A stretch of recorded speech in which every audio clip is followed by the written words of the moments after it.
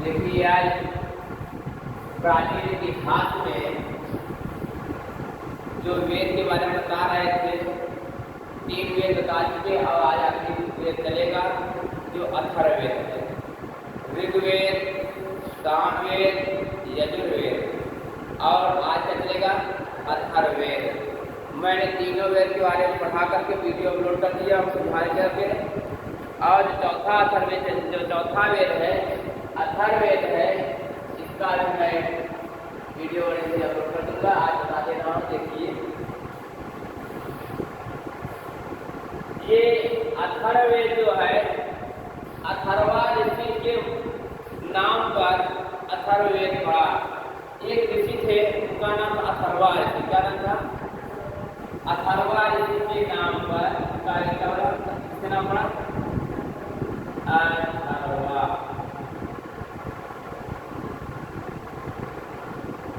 ऋषि के नाम पर क्या नाम पड़ा? अथर्ववेद। नाम तो क्या पड़ा? अथर्ववेद पड़ा ना। अथर्वा ऋषि के नाम पर इस वेद का नाम क्या पड़ा? अथर्ववेद पड़ा। अथर्ववेद में कुल 20 अध्याय हैं। कुल अध्याय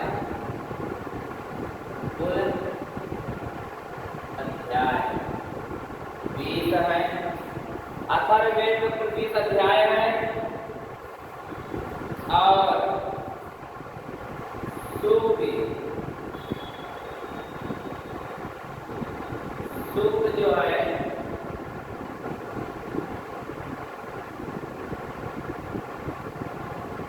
अथर्ववेद कुल सूक्तियों की संख्या 7 से 21 सूक्त है। अथर्ववेद कुल 20 अध्याय और 721 सूक्तियां तथा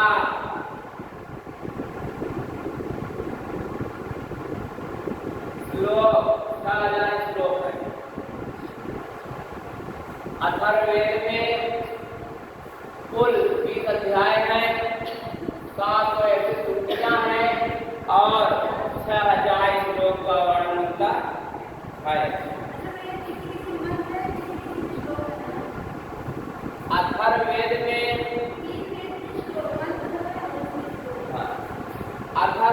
में ही जादू, टोना, भूत, प्रेत, तंत्र, मंत्र, वशीकरण इत्यादि प्रकार के मंत्रों का वर्णन किया गया है। अथर्ववेद में ही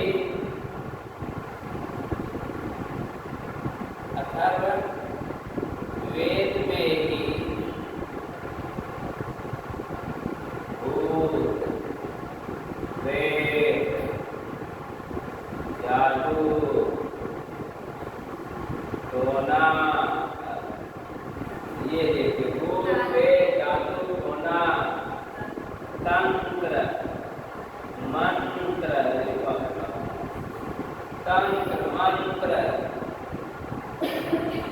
वशीकरण,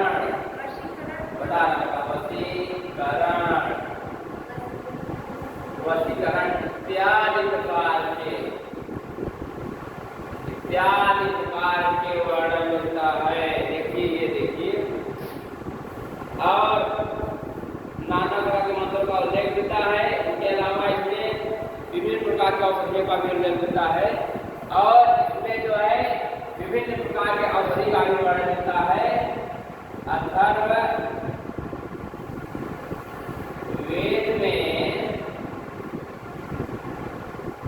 विभिन्न प्रकार के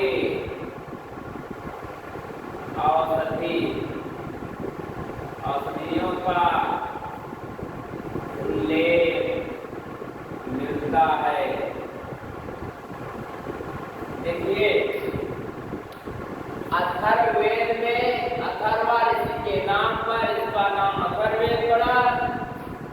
अथर्ववेद में कुल 20 अध्याय है। अथर्ववेद में कुल सूक्तियों की संख्या 7 से 21 है। अथर्ववेद में कुल श्लोकों की संख्या 6000 है।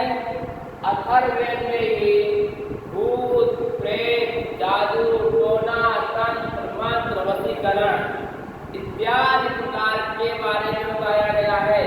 अब देखिए भूत प्रेत जानते हुए ना कि भूत प्रेत मतलब कहते हैं फलाने जहाँ के भूत बैठे हैं, मतलब फलाने बना है भूत बना है, फलाने पर बना चुराई बन गया है, फलाने बना है ये बन गया है, ये बताया जाता है। जादू टोना कहते हैं फलाने फलानिया जात रहे हमें टोना लगा कर रहे बहुत बढ़िया है बहुत सुंदर है, इतना काजी टोना लग गया, अगर पहले न होते तो बीमार न होए, उसके कहने से मैं बीमार हो गया, ये है जादू टोना कहते हैं, जादू टोना लगा दिया गया।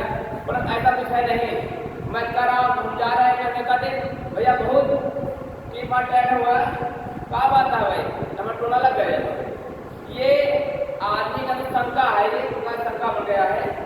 तो भूत प्रेत जादू टोना और क्या रहा है तंत्र मंत्र, अगर कोई जा रहा है कोई बुला रहा है उसको देख लो बस बस ये मैं क्या कर रहा है मंत्र फूक रहा है, ऐसा मंत्र मार रहा है कि पागल हो जाए, इसका दिमाग काम न करे, यही मंत्र पढ़ रहा है। अगर कोई आदमी मंत्र पढ़ रहा है कहीं अच्छे जगह बैठ मंदिर में अब आपको देख के पढ़ रहा है तब बस हमें देखो पढ़ सकते कुछ गलत बात जरूरी है, ये शंका हो गया। ये सब में आता है वशीकरण। वशीकरण मतलब किसी को अपने वश में करना, कहते नहीं है भूत प्रेत करके जादू टोना करके तंत्र मंत्र करके अपने वश में कर लेना, वही वशीकरण है कि किसी आदमी को कोई जा रहा है उसे ऐसा मंत्र पढ़ दो कि हमारे वश में हो जाए, हमारे साथ चलने लगे, हम जहाँ कहें वहाँ जाए, ये सब फालतू बकवास है। हम कहते हैं किसी का भैया कितना मतदार है, इतने बड़े मतदार है, कोई अगर है तो अपने उसका लड़का अगर रास्ता चल रहा है अपने लड़के को जो ऐसा मंत्र पढ़ दे उसका लड़का उसको समझ जाने नहीं हो पा रहा है। इतने बड़े बड़े वजह है उनके लड़के नालायक ले जा रहे बेकार हो जा रहे हैं, परंतु दूसरा बता रहे भैया हम आपके लड़के को ठीक कर देंगे। आप बताइए अरे अपने लड़के ठीक कर अपने लड़के हो गए कहाँ चला जाता मैंने कहा थोड़ी हो जाता नहीं पा रहे हो, अपने घर को लड़कों नहीं बंद कर पा रहे हो, अपने घर लड़कों नहीं ठीक कर पा रहे हो, दूसरे ठीक करने को बैठ गए हो, मैं तुम्हारे वहाँ मीटिंग में ठीक कर दूंगा भैया, परेशान मत होगा, इसे आवत रहे 2-4 महीना 2-4 साल में 100% ठीक के देखो। अरे 2-4 कर्म कर कैसे ठीक हो जाए मानते हैं उससे ठीक हो जाएंगे हम, अगर ये 2-4 अपना कर्म करेगा हम 2-4 में कर्म करते हैं वैसे ठीक हो जाएंगे हम, क्या करेगा कर्म पर नहीं, वो कहेंगे आइए आइए हम आपको स्वागत है, हम आपको क्या कर देंगे, आप ठीक कर देंगे, आपको ठीक कर देंगे हम, ये सब। और इसमें जो है अथर्ववेद में ही औषधियों के बारे में उन्हें मिला है, जड़ी बूटियाँ जो होती हैं जिससे दवा मिलती है, दवा बनाई जाती थी पहले बहुत सारी देसी दवा होती थी, लोग कभी आयुर्वेदिक दवा नहीं करते, अंग्रेजी दवा नहीं करते थे, सब आयुर्वेदिक दवा करते थे, तमाम तरह के घास होते थे, घास को किसी पिला दिया जाता था लड़के को, पलाई नहीं चल रही है, जब पलाई चलने लगी थी मट्टी के तेल लेकर तो उससे मालिश करके धूप लेटा दिया जाता था, तो 4-5 दिन लिटाए जाते थे धूप में, जब धूप होता था कॉलेज जाकर पेंटिंग लिटा रहते थे, कितनी तेज घाम लगता था और लिटाया रहने का, सोचिए उससे लड़का ठीक हो जाता था। अब भाई अब डॉक्टर पास जाने लगे, थोड़ा समझाइए डॉक्टर का भागो जी भाई को निमोनिया हो गया है, पलाई चलने लगी है, पलाई ढेर सारे दवा पलाई के सांस चलना बच्चों जुकाम से जकड़न आ गया, जकड़न से जो स्वाद नहीं बन पा रहा है बच्चे का, तो डॉक्टर के पास पहुँचते हैं, डॉक्टर दवा देता है। पहले क्या होता, पहले औषधि होती थी, औषधि को पीस को पिलाया जाता था, इसको पीला जाता था, उसको मालिश किया जाता था बच्चों को। ये सब अथर्ववेद में एक संवर्णन मिल गया है जो आज हम लोग मानते हैं, आज हमारा भारत जैसे मान रखा है, ये अथर्ववेद का ही देन है जो हम लोग मानते हैं। अमेरिका जैसे विकसित देश वहाँ नहीं माना जाता, वहाँ ब्रिटेन जैसे देश में ये भगवान नहीं मानते हैं, उनके लिए ईश्वर एक है। और ब्रिटेन जैसे देश में जो है संविधान जो रचयिता है संविधान के पिता कहे गए हैं, डॉक्टर भीमराव अम्बेडकर को पूजा होती है, वहाँ कह रहे हमारे भगवान यही है। यहाँ क्या है, यहाँ हमारे जितने भगवान है सब देवी देवता है, अम्बेडकर नहीं है, ज्योतिबा फुले नहीं है, महात्मा गांधी नहीं है, नहीं, अभी अभी तो हमारे यहाँ मुख्यमंत्री कहे थे कि 7 अक्टूबर को वाल्मीकि जयंती मनाई जाएगी। उस वाल्मीकि जयंती के उपलक्ष्य में सार्वजनिक अवकाश रहेगा, मतलब सभी विद्यालय सब बंद। जितनी मंदिरें रहेंगी सभी मंदिरों को सुंदरकांड, महाभारत, रामायण पढ़ा जाएगा। अब बताइए, हमारे यहाँ तो मुख्यमंत्री ऐसे हैं कि शिक्षा को बंद कीजिए, पढ़ाई मत कीजिए, चले जाइए रामायण, महाभारत, सुंदरकांड, चलता ये तुम्हारे पढ़ लो, इसी से विकास होगा भारत देश का। ऐसे हमारे मुख्यमंत्री भी हैं, क्या करोगे, ये सब बात है। वैसे आगे आप बता दिए। और देखिए, अथर्ववेद में अंग और मगध प्रदेशों का भी वर्णन मिलता है।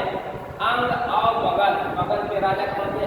मगध एक राज्य था, जहाँ का राजा जो है मगध का राजा जैसे का नाम है वो कंस, कहाँ कंस मगध का ही राजा था, कंस मामा। अंग और मगध राज्य का वर्णन मिलता है। कौन राज्य है? अंग और मगध राज्य का वर्णन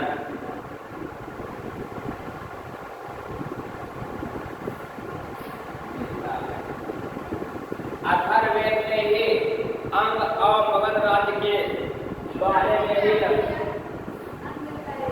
अंग मगध काफी पकड़ एक राज्य है, बताया विस्तार है, कितना विस्तार है महाभारत। अब देखिए, उसके बाद जो है इसी वेद में अथर्ववेद में ही कहा गया है कि सभा और समित प्रजापति की 2 पत्नियां थी।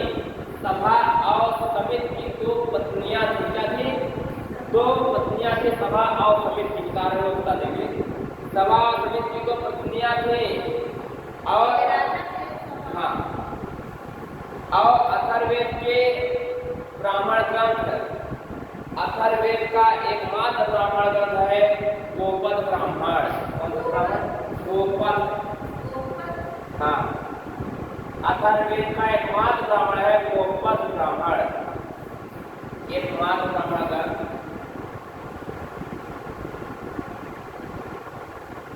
अथर्ववेद का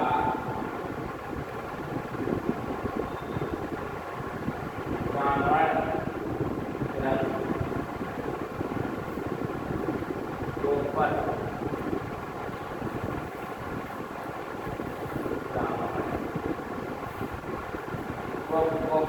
गोपद ब्राह्मण है। अथर्ववेद का एकमात्र ब्राह्मण ग्रंथ गोपद ब्राह्मण है। और अथर्ववेद का आरण्यक, अथर्ववेद के आरण्यक, अथर्ववेद के आरण्यक। अथर्ववेद के कितने आरण्यक हैं? अथर्ववेद का कोई भी आरण्यक नहीं है, इसमें एक भी आरण्यक नहीं। मतलब कि अथर्ववेद में कहीं वर्णन नहीं मिला है कि जंगलों में बैठकर शिक्षा ग्रहण की गई, जंगलों में गुरुओं के पास जाकर शिक्षा ग्रहण की गई, ये अथर्ववेद में नहीं मिला है। अथर्ववेद में जंगलों में शिक्षा ग्रहण वर्णन नहीं मिला है। किसी कमरा घर द्वार दिखा दिया गया अथर्ववेद में भी, इसमें कोई आरण्यक नहीं। क्या है? कोई आरण्यक। हाँ, जंगल जादू में पुत्र नहीं रहते थे, बच्चे वाले लोग जादू में पुत्र नहीं रहता था, जंगल बड़े रहता नहीं रहता था। जंगल बस्ती का जादू करना अद्भुत के सब लगने लगा है। देख लीजिए, इसे समझ आ रहा है कितने प्रकार चल रहे हैं संस्कार में है भी। अथर्ववेद के उपनिषद, अथर्ववेद के 3 उपनिषद, कितने? 3 उपनिषद। मांडुक्योपनिषद,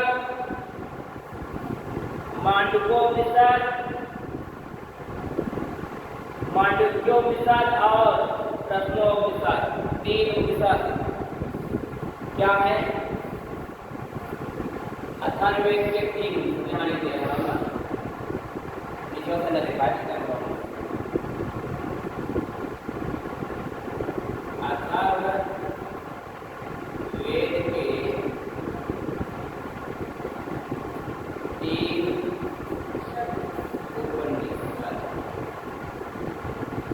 अथर्ववेद के 3 उपनिषद, पहला है मांडुक्य, क्या पहला है मुंडको, पहला मुंडको,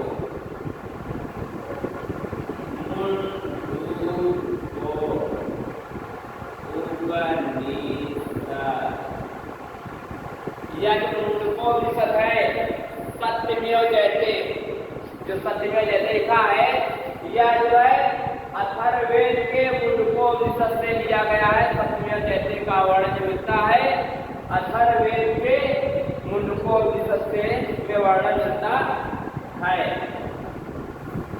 उसी से लिया गया है। और इसी उपनिषद में मुंडकोपनिषद में ही कहा गया है यज्ञ टूटी हुई नौकाएं हैं, इसके द्वारा जीवन रूपी भवसागर को पार नहीं किया जा सकता है। मुंडकोपनिषद में क्या वर्णन मिलता है, यह जो यज्ञ है टूटी हुई नौकाओं के समान है।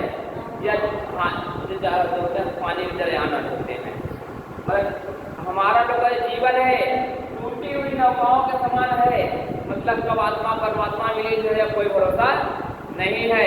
और यह जो है जीवन रूपी भवसागर की को पार नहीं किया जा सकता है। यह जो जीवन रूपी मानव भवसागर है, मतलब जीवन रूपी मानव हमारा जो जीवन है, इस जीवन के अंदर हम लोग अंदर जो भवसागर मतलब तमाम तरह की चीजें आ रही हैं। मैं आज बड़ा बड़ा बड़ा ठीक रहता है, और बड़ा ठीक रहते और बड़ा बड़े ठीक रहते, ये भवसागर है। जीवन रूपी भवसागर को कभी पार नहीं किया जा सकता है। आज जो कमरा हो गया, कल भगवान 4 कमरा हो जाता, ज़्यादा ठीक रहता। हे प्रभु, आज कमरा हो गया, कमाई हो गई, शादी क्या हो गया, ठीक रहता हो गया, चलो ठीक है। ये लड़का आ जाता ठीक है, चलो ये हो गया। हमारे लड़के का फिर आगमन हो जाता ठीक है, लड़के के बारे में बनाने लगोगे, कितना बना दे लड़के को, हाँ फिर ये होगा यार थोड़ा सा और हो जाता, थोड़ा और ऊंचे पोस्ट हो जाए, लोग और जाने लगते हैं। और आगे गए करोड़पति खरबपति, अरे क्या खरबपति नहीं जाऊंगा, खरबपति ठीक रहते, खरबपति इससे मजा नहीं आ रहा है। पूरे भारत का नंबर 1 आ जाए, महाजन नंबर 1 गिना जाए, वो बन गए, नहीं इससे मजा नहीं है। पूरे विश्व का नंबर 1 बन जाए तब संतुष्ट है। वहां पहुंच जाओगे फिर संतुष्टि नहीं मिलेगी। एक दिन संतुष्ट मत जाओगे, आपका लड़का आ जाएगा, किसी काम का नहीं होगा।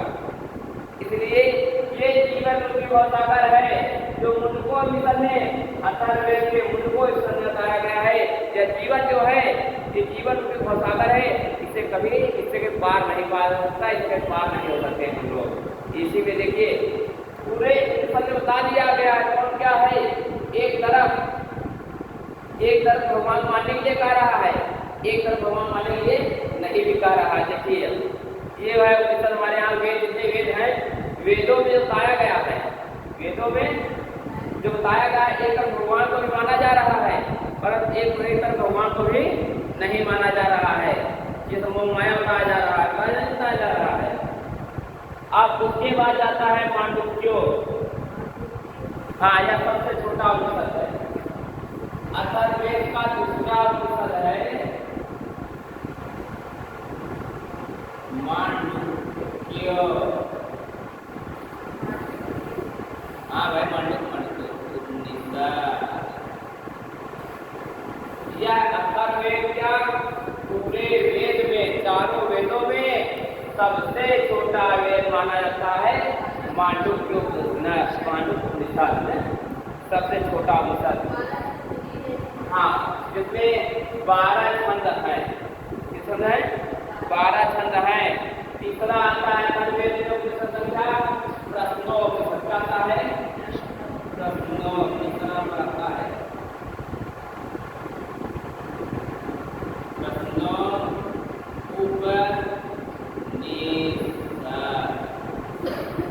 अब देखिए प्रश्नोपनिषद क्या है।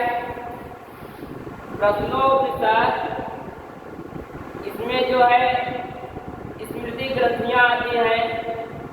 प्रश्नोपनिषद के अंतर्गत क्या आता है? स्मृति ग्रंथ आती है। सबसे पहले इसके अंतर्गत आता है स्मृति ग्रंथ। स्मृति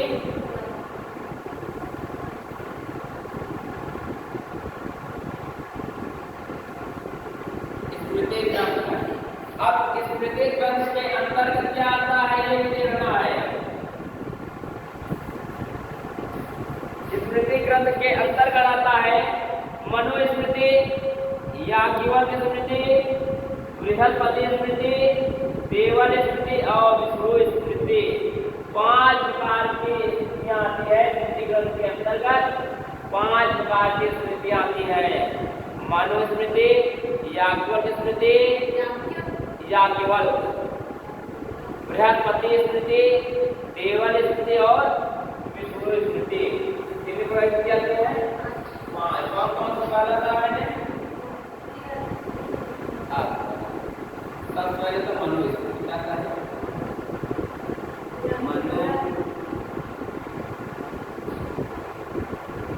मनुस्मृति दूसरा क्या है? याज्ञवल्क्य।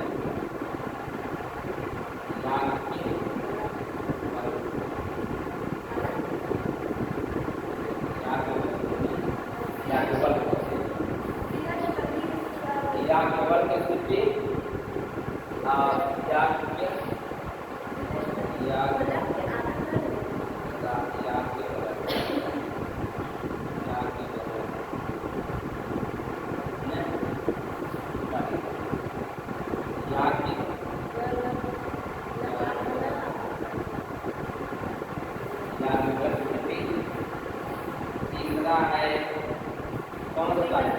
बृहस्पति।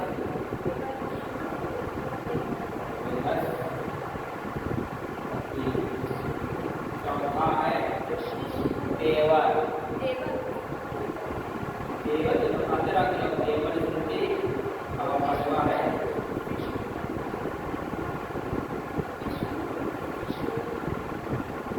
विष्णु स्मृति।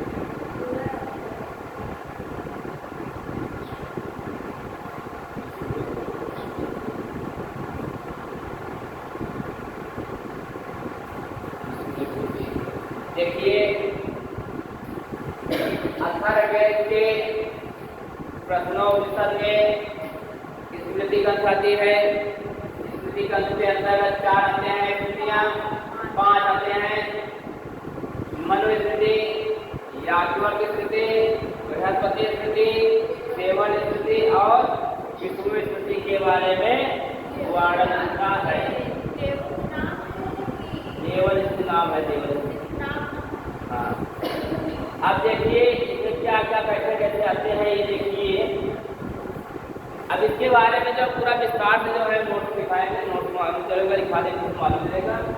तो इसे नोट कर लो और पूरा जो है इस बारे दिखा देंगे हम कौन कौन से कैसे हैं और जितने भी हैं जितना पढ़ाया है। बाकी मैं जो है वीडियो पूरा अपलोड कर दूँगा।